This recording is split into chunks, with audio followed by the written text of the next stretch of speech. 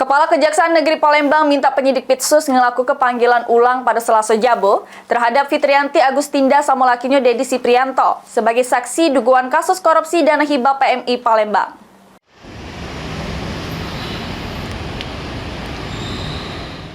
Nanggepi pernyataan kuasa hukum Fitrianti Agustinda sama Dedi Siprianto yang meminta penyidik Pitsus Kejari Palembang melakukan pemanggilan ulang kliennya sesudah Lebaran sebagai saksi dugaan kasus korupsi dana hibah PMI Palembang.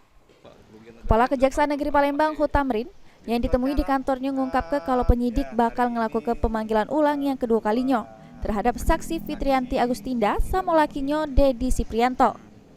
Pemanggilan ulang kedua saksi ini bakal dilakukan lagi pada Selasa depan 25 Maret 2025. Ditambah ke Hutamrin, permintaan pemanggilan ulang sesudah Lebaran itu tidak patut. Dirinya juga ngimbau untuk galau-galau saksi yang dipanggil untuk bersikap kooperatif. Saksi tidak memenuhi panggilan kita, ya kan? Tadi pengacaranya telah menemui kami dengan alasan habis Lebaran. Kita tidak, ya kan?